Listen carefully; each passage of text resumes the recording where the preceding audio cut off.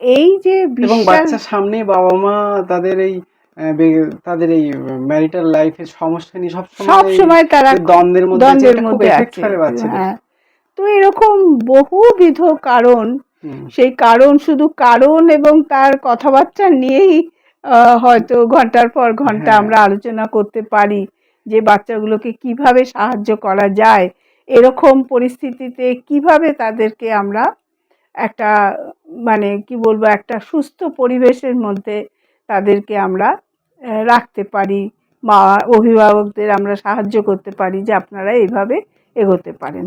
সুতরাং বহুবিধ কারণ আলোচনা করলেন, মনস্তাত্ত্বিক কারণ, পারিবারিক, সামাজিক বিভিন্ন কারণে বাচ্চাদের যে মানসিক চাপ সেটা ভীষণভাবে এফেক্ট ফেলে তাদের তাদের বৃদ্ধির ক্ষেত্রে, সেটা তাদের শিক্ষার ক্ষেত্রে।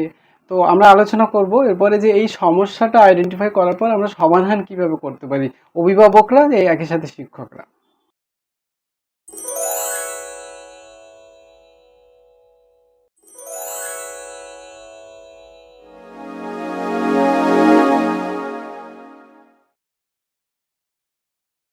হ্যাঁ, সুতরাং একটা সন্তান বাবা মার কাছে মূল্যবান সম্পদ। সুতরাং সেই সন্তান যখন মানসিক চাপের মধ্যে থাকবে নিশ্চিতভাবে সে বাবা মাও উদ্বিগ্ন হবে। এখানে সে বাবা মার মনে প্রশ্ন নিশ্চয়ই জাগবে যে এই সমস্যা থেকে উতরাবেন কিভাবে, অর্থাৎ সমস্যার সমাধান কিভাবে। ম্যাডাম, সমাধান কিভাবে হতে পারে? সমাধান বলতে যেটা সবার আগে যেটা মা বাবাদের দিকে যেটা যায় সেটা হচ্ছে যে আপনি বুঝতে পারছেন আপনার বাচ্চা সমস্যায় আছে, চাপে আছে, কারণ আপনি দেখছেন যে আমার বাচ্চাটা তো ঠিকঠাক চলছিল, কথাবার্তা শুনছিল, কোনো একটা রকমভাবে চলছিল, কিন্তু হঠাৎ দেখা যাচ্ছে অনেক বাবা মাই বলেন যেটা আমার বাচ্চাটা কেমন পাল্টে গেল, আগের মতো নেই, ওর সাথে কথা বলা যায় না, ভীষণ রুক্ষ মেজাজ হয়ে গেছে, একদম কথা বলতে গেলেই করে, এমনও হয় 3-4 দিন 5 দিন কোনো কথাই হয় না ওর সাথে। তো এরকম যে পরিস্থিতি, সেখানে মা বাবাদের যেটা বুঝতে হবে যে ও কী ধরনের চাপে আছে, সেটা আপনারা যে নেগেটিভ যে বিষয়গুলো আমি আলোচনা করলাম, স্ট্রেসকে ম্যানেজ করার জন্য যে শব্দটাকে বলা হয় ওটাকে বলে কোপিং মানে নিজের থেকে প্রচেষ্টা দিতে হবে যে আমি এই সমস্যা থেকে কি করে বেরোবো। সেই মিন্স বাচ্চা, ছাত্রছাত্রী, হ্যাঁ, যে ব্যক্তি সেটা কোপ করার চেষ্টা করছে, নিজের থেকে বেরোনোর চেষ্টা করার জন্যই তো সে গিয়ে বন্ধুদের সাথে গিয়ে সিগারেট খেয়ে বা একটুখানি নিজের মতো নিজে উপায় খুঁজে নিচ্ছে।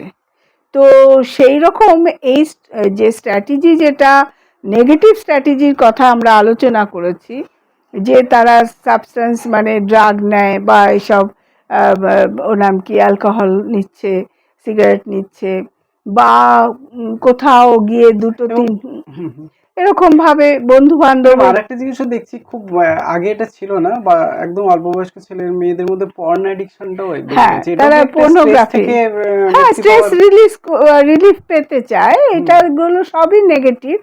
যে এত পর্নোগ্রাফিটাও এত ইজিলি অ্যাভেলেবেল, তারা মনে করে যে এটার মধ্যে একটা সে রিলিফ পাবে, কারণ আমি আগেই বলেছি সময়টা হচ্ছে একটা শারীরিক একটা বিরাট একটা পরিস্থিতি, যে পরিস্থিতিতে সে দিশাহারা, সে মনে করে পর্নোগ্রাফি দেখলে বোধহয় তার সেটা একটা মানে সে উতরে যেতে পারে এই সমস্যার থেকে।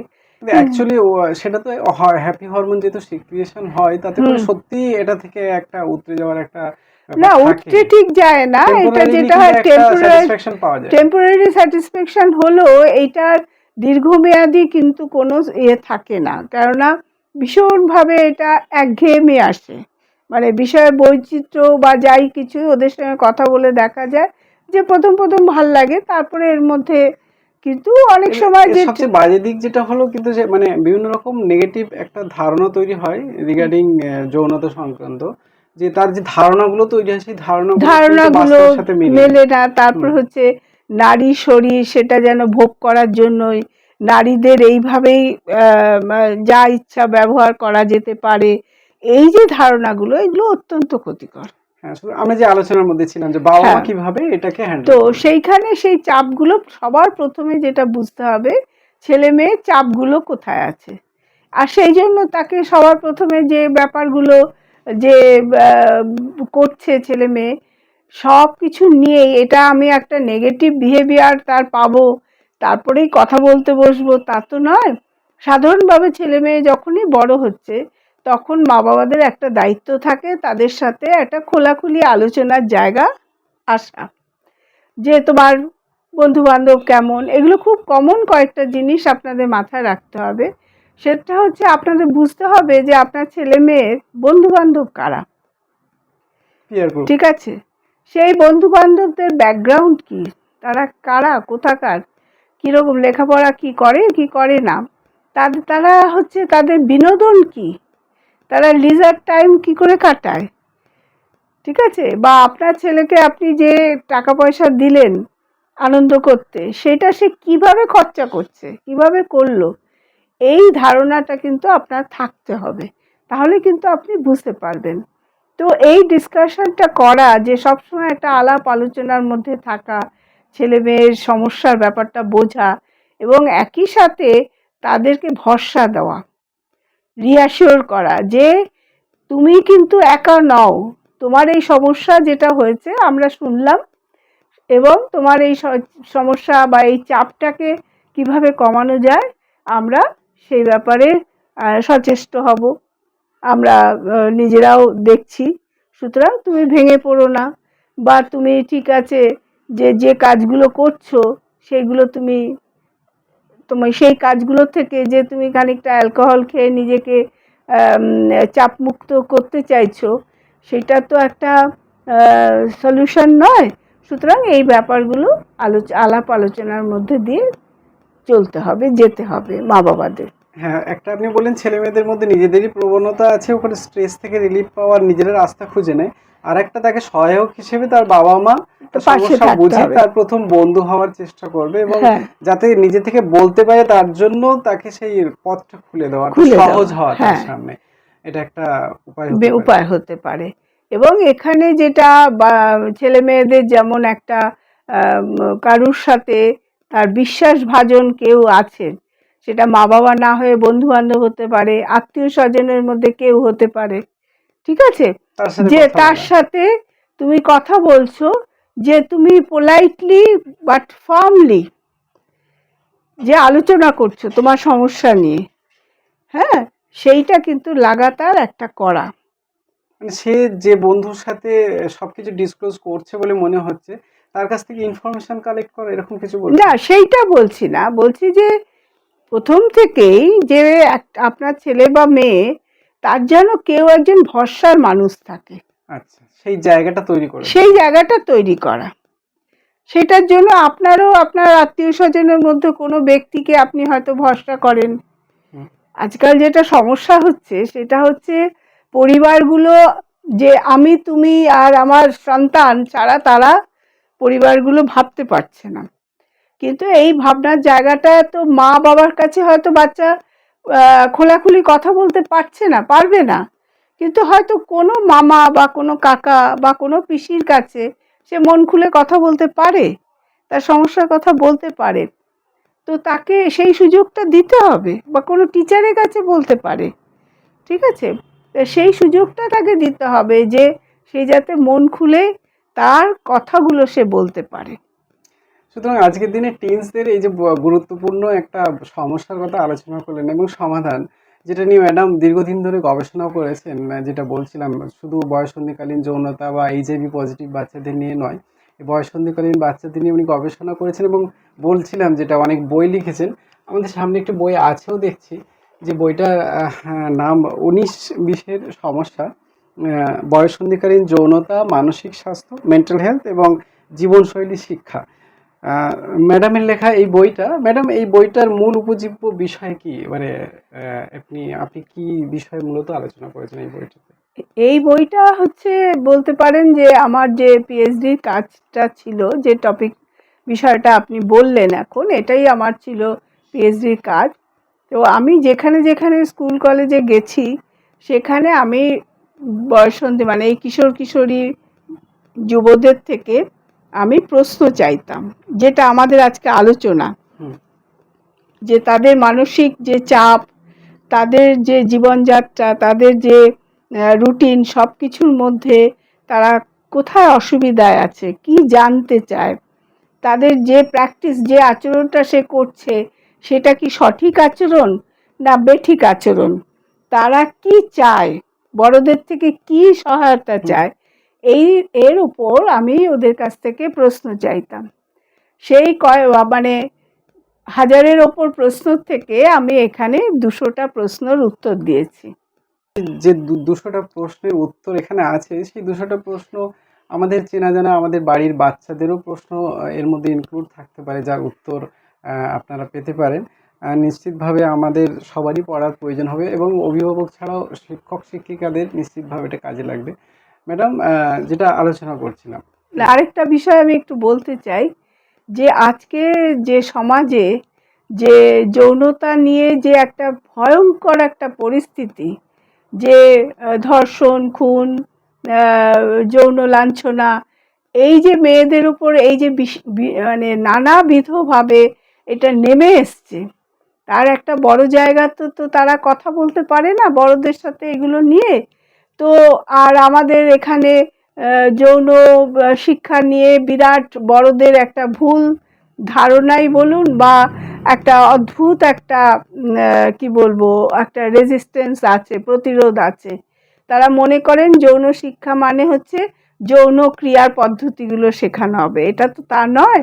এই তাতে ছেলেমেয়েরা আরো বেশি বিভ্রান্ত হ্যাঁ, এবং এইটা ওনারা মনে করেন, কিন্তু এটা যৌন স্বাস্থ্য শিক্ষা বা যৌন শিক্ষা এই বয়সটাকে, বেসিক ইনস্টিংক্ট ছেলেমেয়েরা এমনি শেখার একটা আগ্রহ আছে, হ্যাঁ, কিন্তু সঠিক জায়গা থেকে না শিখলে ওরা ভুল শিখবে। ভুল শিখছে। হুম, কিন্তু এইটা হচ্ছে যে যৌন ক্রিয়া শেখানোর এটা শিক্ষা নয়, হুম, হুম, যে যৌন মানে এই বয়ঃসন্ধিকালীন মানে মানসিক স্বাস্থ্যটাকে যদি খুব ভালো করে বোঝানো যায়, বা অভিভাবকরা বোঝেন, এবং ছোটদের সাথে এই কিশোর কিশোরীর সাথে যদি তারা সেই মানসিক স্বাস্থ্যের দিকগুলো সঠিকভাবে এগিয়ে নিয়ে যেতে পারেন, তাহলে আলাদা করে যৌন স্বাস্থ্য আর শেখাতে হয় না। আর এটা সেই হচ্ছে, সঙ্গে আমাদের শরীরে যে যৌনতন্ত্র আছে তার ফাংশন কিভাবে, এগুলো সবই সেটা তো ওর মধ্যে এসে যায়, অবশ্যই জানা এগুলো দরকার আছে, আশা তা আছে। না? এখানে এই একটা চ্যাপ্টারই আছে, হুম, হুম, যে যৌনতার যে ফিজিক্যাল মানে আমাদের রিপ্রোডাক্টিভ সিস্টেম, তাই নিয়ে রিলেটেড যত রকম অ্যানাটমি, ফিজিওলজি, বা তার আলাদা যা যা শেখার, তার সাথে রিলেটেড টু সোসাইটি ধারণা, এইগুলো নিয়ে একটা চ্যাপ্টার এখানে বলা আছে। হ্যাঁ। ম্যাডামের সাথে যেটা আলোচনা করছিলাম এবং বলছিলাম, পরিচয় দিতে গিয়ে তিনি গভর্নমেন্ট নার্সিং কলেজের অধ্যক্ষা ছিলেন, এবং সেখান থেকে অভিজ্ঞতালব্ধ বিভিন্ন ওনার এই পড়াশোনা এবং গবেষণার বিষয়গুলো প্রতিফলিত হয় বিভিন্ন বইয়ের মধ্যে।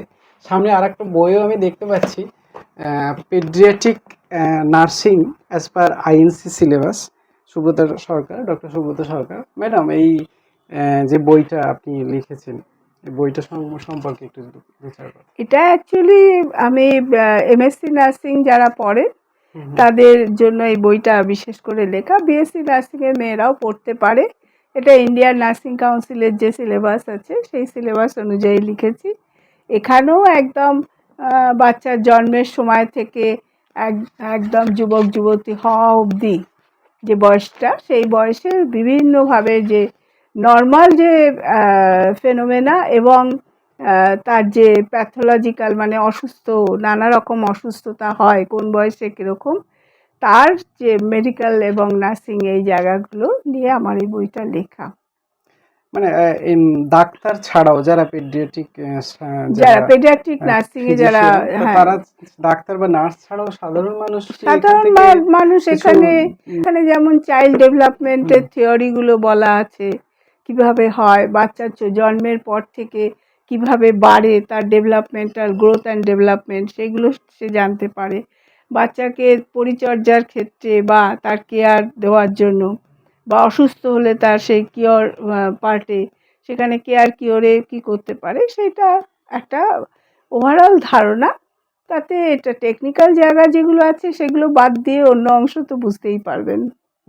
মানসিক স্বাস্থ্য যে হ্যাম্পার্ড হচ্ছে মানসিক চাপের জন্য, তার কারণ, তার ফলাফল, এগুলো তো আমরা আলোচনা করলাম, এবং অভিভাবকরা কিভাবে সেটা আইডেন্টিফাই করবে সেটা।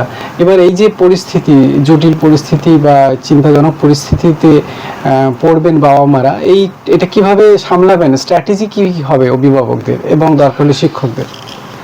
এখানে হচ্ছে পজিটিভ কোপিং স্ট্র্যাটেজি এবং রেজিলিয়েন্স, যেটাকে বলে স্থিতিস্থাপকতা, যে একটা কঠিন পরিস্থিতিতে মানুষ যেভাবে থাকে তার থেকে তো আবার ফিরে আসে, সেই জায়গা থেকে বলে হচ্ছে রেজিলিয়েন্স কথাটা আসে।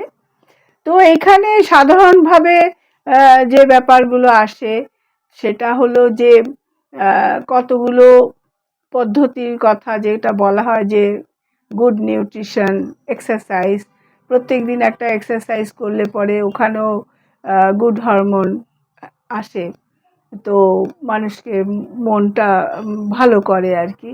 তারপরে স্লিপ, তারপরে হচ্ছে তার যাতে সে বেশি ক্যাফেন, কফি খাওয়া যখন ইচ্ছা সে চা কফি খাওয়া বা এই যে প্রবণতাটা, তো সেইটাকে একটু কমাতে হবে, কেননা ক্যাফিন থেকে এরকম একটা যেটা হয় সেটা হচ্ছে অ্যাংজাইটি এবং অ্যাজিটেশনটা বাড়ে। সুতরাং এইসব দিকগুলো তো আছেই, যে এক্সারসাইজ, নিউট্রিশন, তারপরে হচ্ছে স্লিপ, এগুলো তো আছেই।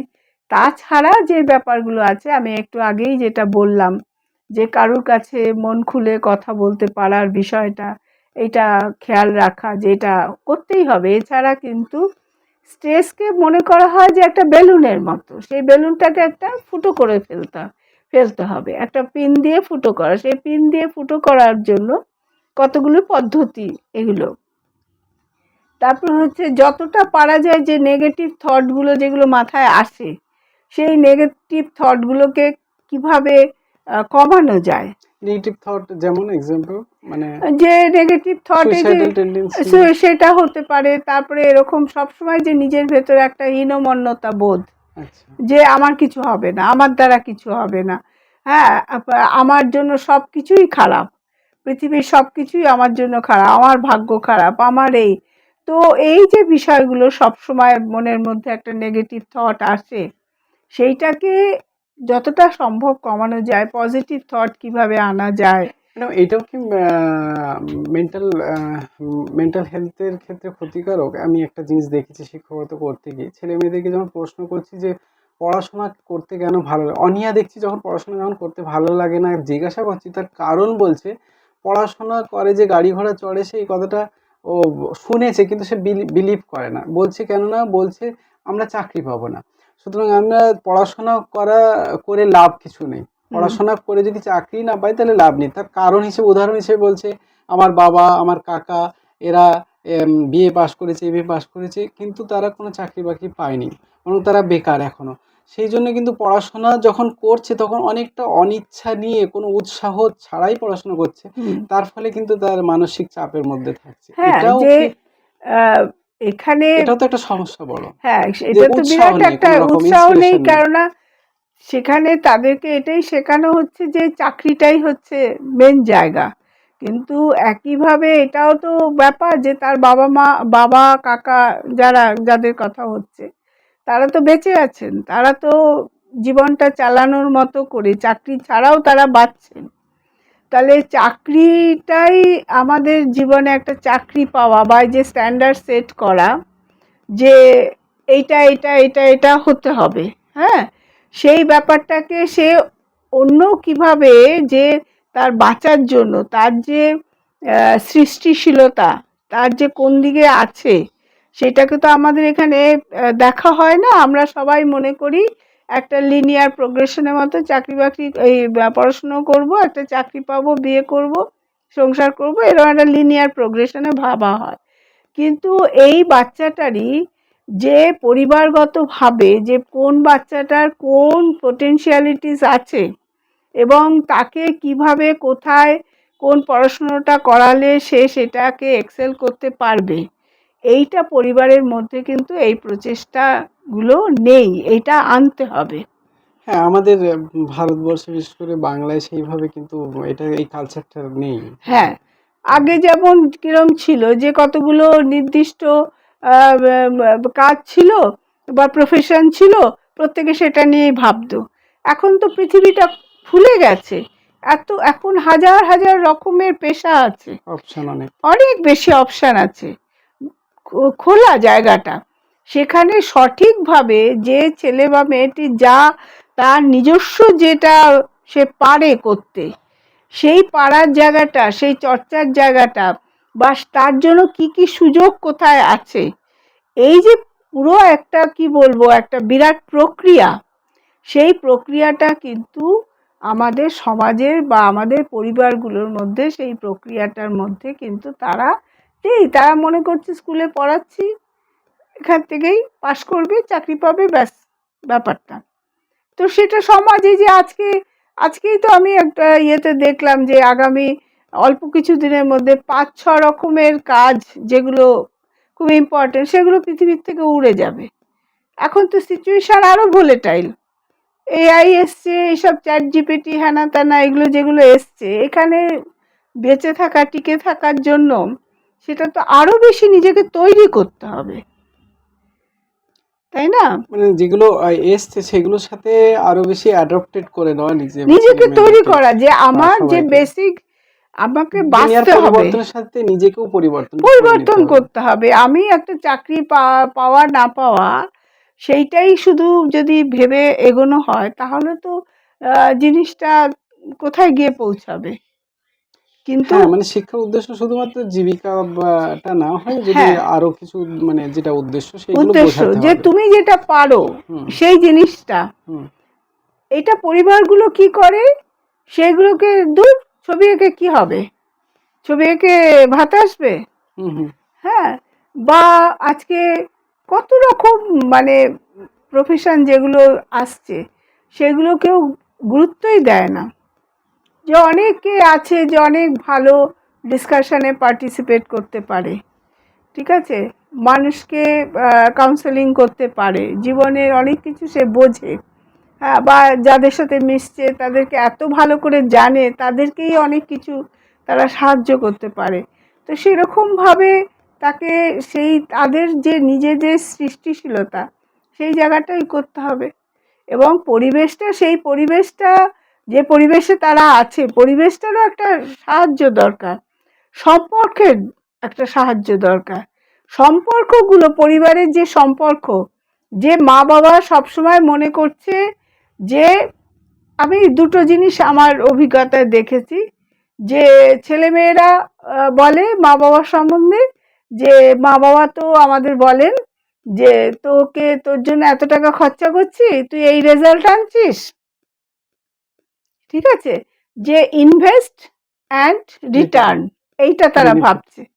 আর বাবা মারা বলছে যে ছেলেমেয়েরা তো আমাদের এটিএম মেশিন মনে করছে, যখন তাদের টাকা দরকার তারা মেশিনে যাবে, টাকা নেবে, বেরিয়ে যাবে, ওরা শুধু টাকা পয়সা ছাড়া আমাদের সাথে ওদের কোনো সম্পর্ক নেই। তাহলে এই জায়গাটা তো ঠিক নয়, এই জায়গাটার থেকে বেরোতে হবে। এই যে কঠিন পরিস্থিতি, সেই পরিস্থিতিটা অভিভাবক এবং ছেলে মেয়ে বসে তাদেরকেই বুঝতে হবে যে কিভাবে কোন দিকে এগোলে যে এই হতাশা বা নিরুৎসাহটা কাটিয়ে ওঠা যায়, একটা নতুন কিছু উদ্দেশ্য নিয়ে, সৃষ্টিশীলতা নিয়ে এগোনো যায়। এটা আমি মনে করি আর কি। সুতরাং আমরা যে আলোচনার মধ্যে ছিলাম how to handle the situation, how to কোপ উইথ দ্য সিচুয়েশন, তাহলে আমরা যেটা বুঝলাম যে বাবা মাকে এক্ষেত্রে অনেক বেশি গুরুত্বপূর্ণ ভূমিকা পালন করতে হবে।